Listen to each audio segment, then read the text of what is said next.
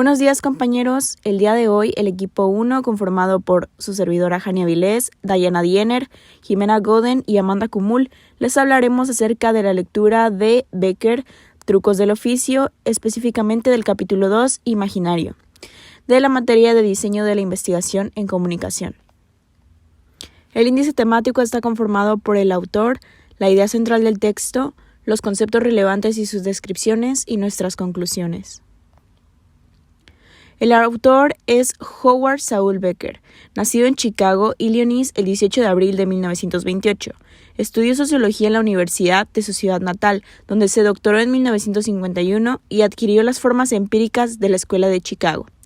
Howard Becker ocupa un lugar destacado entre los grandes nombres de la sociología del último medio siglo, gracias sobre todo a sus aportaciones a la sociología de la desviación. En su obra Outsiders, convertida en un clásico, desarrolla una teoría del etiquetamiento que se ha demostrado muy fértil para el análisis de conductas desviantes. También se ha ocupado de la educación de la metodología. La idea central del planteamiento es que en este capítulo de la lectura, el sociólogo Howard Saul Becker nos ayuda a entender cómo en la investigación, con un enfoque desde las ciencias sociales, se mezcla en la búsqueda de los hechos, de lo real, el conocido imaginario. Este concepto que como seres humanos formulamos desde nuestras diferentes perspectivas de ver el mundo que nos rodea. Más que pareciera un manual, está conformado en una serie de consejos y ejemplificaciones propias de las vivencias que tuvo este autor en su investigación de campo, al igual que de otros sociólogos y expertos en el tema, con el fin de también demostrar y encaminarnos por un mejor trabajo de campo. A continuación observaremos algunos de los imaginarios que se llegan a desarrollar en la investigación del científico social. El estudio de los fenómenos. Las preguntas claves cuando estamos estudiando algún fenómeno son: ¿qué creen estar observando? ¿Cuál es el carácter de aquello que observan? ¿Lo analizan e informan sus hallazgos de manera coherente con ese carácter? Y las claves de la investigación. Una de las claves en la investigación es también ver y estar ahí presente, tomar muestras, lo cual debe llevar su tiempo para tener un mejor resultado. Y un ejemplo de esto es lo que vimos en nuestro primer semestre de etnografía. El estar ahí, el observar y el utilizar nuestros sentidos es algo que nos permitirá hacer un mejor uso de la investigación. Los conceptos relevantes dentro de la lectura han sido variados y los principales fueron: el imaginario sustantivo. Esto incluye la imagen falsa creada de una investigación, la cual es fuera de lo que realmente se observa. Una imaginación muy abierta, por ejemplo, qué comen, qué olores, sabores, los gustos que se tienen. Usa referencia al sociólogo Blumer con esta idea de que dejó abierta una interrogativa de lo imaginario en la investigación. La imputación de significados y motivos a los actores sociales. A falta de conocimiento real, el imaginario toma la posta. Otro concepto es el imaginario científico. Este toma en cuenta la vida real, una historia, un estudio con una mirada en el pasado. Este es más basado en la investigación y un poco más metódico. La hipótesis nula. El truco de la hipótesis nula. Un estudio de probabilidades en sectores de ciertas sociedades y cómo podrían llegar a ser o no en un desenlace en la vida real. Es una hipótesis colectiva, un imaginario útil. Es decir, el tener una pequeña prescripción de cómo se cree que sucederían las cosas. Bueno, ahora les voy a hablar un poco sobre los conceptos más relevantes. Uno de los puntos principales es la coincidencia y pues este tiene varios puntos a desarrollar. En este caso podrían ser las cuestiones de la vida. Por ejemplo, un sociólogo que tiene que hacer una investigación, en parte tiene que pues transformar su especialidad a otra dentro de sus cuestionamientos y pues dentro de lo imaginario. Entonces, pues ese podría ser uno de los puntos importantes. Otro de los puntos también a recalcar son los acontecimientos que no solamente son aleatorios, pero pues tampoco se hallan del todo determinados. Bueno, ahora les voy a hablar de los conceptos relevantes que están más enfocados en la sociedad. Uno de ellos es la sociedad entendida como máquina. En este se puede estudiar profundamente el porqué de un suceso, también por qué existen las diferentes etiquetas dentro de la sociedad y en la manera de cómo estamos diseñados y pensamos con una idea a cómo debemos ser. También, por otra parte, está la sociedad como organismo. En esta, pues, se puede decir que un investigador debe poner atención a este tipo de metáforas, ya que es importante para la investigación social. También se puede decir que se divide como en diferentes procesos, tanto como en lo social y los interconectados, los cuales se entrelazan unos con otros. Eso se puede decir que es como las actividades sociales. Y también está la complejidad social y económica. Uno de los ejemplos podría ser dentro de la lectura de Becker, cuando se habla de los animales y cómo nosotros, bueno, al igual que ellos, tenemos una propia conexión, no solo a un nivel local o regional en nuestro país, sino que de cierta forma todas las culturas estamos conectadas. Y por último está el convertir a las personas en actividades, las cuales pues tienen diferentes clasificaciones, y esto pues depende mucho de sus actos y su transformación dentro pues del entorno social.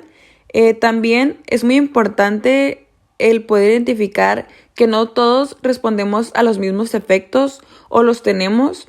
Un ejemplo podría ser de las personas que consumen marihuana, donde pues esto depende del consumidor si se hace adicto o no a esta sustancia. Y también otro ejemplo es cuando el consumo de la marihuana lo hacen como una clase de actividad, no al fumador de la marihuana como una clase de persona. Bueno, otro de los puntos muy relevantes fue el de las cosas no son sino personas que actúan juntas. Esto quiere decir que nosotros les damos el significado a las cosas, como por ejemplo la droga como meramente una adicción. Y esto se debe a las construcciones sociales, las cuales pues sí son muy importantes dentro de los componentes sociales, pero pues a veces nos limitamos mucho porque pues eso no nos define como persona. Otros conceptos relevantes que podemos encontrar en nuestra cotidianidad puede ser todo tiene que estar en algún lugar. Estos se pueden encontrar en señalamientos descriptivos de algún lugar, por ejemplo, escuelas, restaurantes y bares. La verdad es que no hay una casualidad dentro de estos señalamientos. Por otra parte, está la narrativa, y esta se centra en encontrar historias que expliquen qué es cada cual o qué es eso, aquello de lo que se requiere indagar. Y también está el analizar los narrativos y los causales. Por otra parte, está el preguntar cómo o por qué.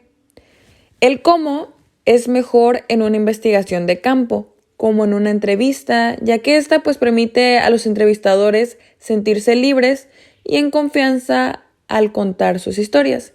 Y también el de pues hacer a un lado el poder de ser juzgado, además de que pues el investigador aprende más con esta pregunta, ya que la gente tiende a dar respuestas más amplias. En este caso, el por qué a veces provoca respuestas de forma defensiva.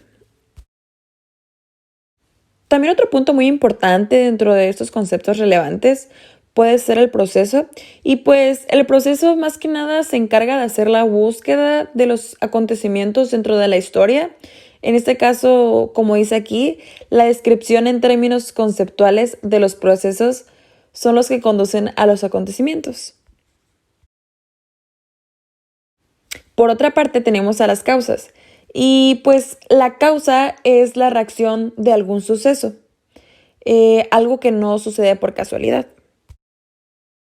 Un punto importante de la lectura que me dio al principio es la importancia de la observación, ya que nos ayuda a tener un mayor entendimiento y comprensión dentro de las prácticas sociológicas y etnográficas. Y esto es percibible como un conjunto de experiencias, es decir, comparar y enfrentar diferentes situaciones sociológicas uniendo las previas con las que se interponen en nuestro presente, por así decirlo. Esto así se va formando el carácter de vida social dentro de nuestra propia subjetividad. Nosotros adaptamos las conductas e identidades de acuerdo a nuestro empirismo y los símbolos sociales y culturales que conforman de ello, es decir, con base a nuestro contexto social y de vida que nosotros mismos formamos por el lugar y en el ambiente que nacemos, al enfrentarnos con otro contexto y con otras subjetividades, es decir, pues con otros individuos sociales, podemos enfrentarlos y compararlos y tener como esta imagen subyacente de ya nuestro previo contexto comparándolo con los demás contextos dentro de nuestra misma sociedad. Y ya dicho esto, pues uno va interactuando dentro de la sociedad y se van creando ciertas normas, identidades, estereotipos entre nuestros propios sujetos.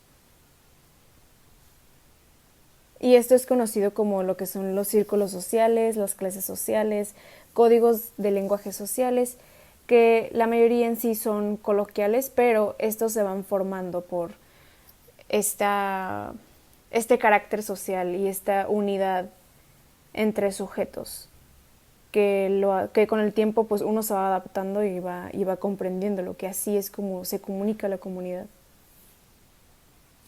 Y pues claro, existe pues esta diversidad social y puede estar estudiada de manera científica, psicológica y estadísticamente, pero lo que unifica al final lo antes mencionado es el alto diálogo y la comunicación por parte de un científico social, porque así para comprenderlo es muy importante, porque, bueno, aquí menciono un ejemplo, no es lo mismo mirar que observar, pasa igual con el diálogo, no es lo mismo una conversación común y corriente a un diálogo profundo con su psicoanálisis previo para su mejor comprensión y entendimiento de los fenómenos sociales en los que nosotros convivimos día con día.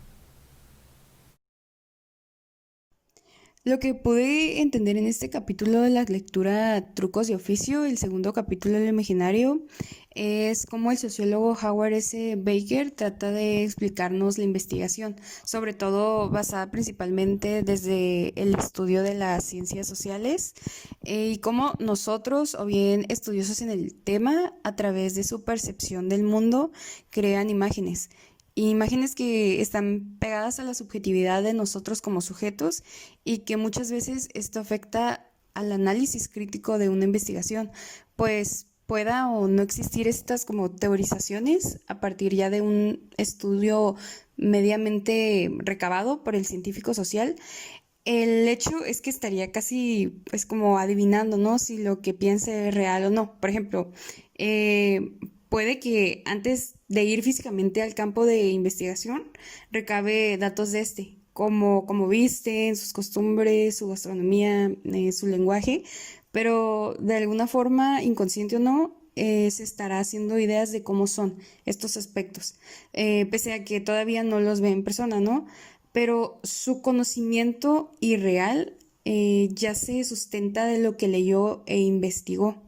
Y este pues es un problema, ¿no? Un problema que se puede presentar aquí también es que su imagen puede estar desactualizada. Si está investigando, por ejemplo, una comida típica, ¿no? De un sector de la población tijuanense, pero su fuente es de hace 5 años. Muy probablemente pues esta comida ya haya tenido un cambio.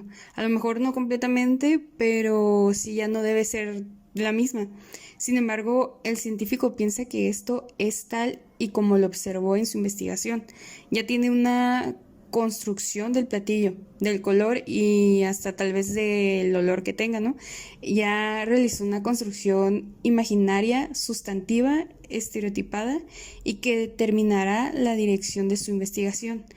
Estas teorizaciones pueden ser tanto autónomas como colectivas en el mundo científico, como lo explica Baker.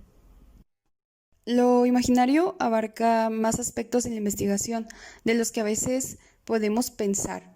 Llega a ser una inclusión de todos estos aspectos de nuestra vida diaria. Por ejemplo, se crean hipótesis, en este caso nulas, que estudian un sector o un grupo con el fin de realidad social, de deducir las probabilidades de quienes pertenecen dentro de. También una conciencia de nuestros estudios y de lo que podemos llegar a ser, sin ser aleatorios, pero tampoco determinados, de cómo podemos y les damos significado a los objetos y al sujeto objeto, cómo creamos procesos interconectados y que todo en sí tiene un proceso, una descripción, maneras diferentes de percepción y conformación.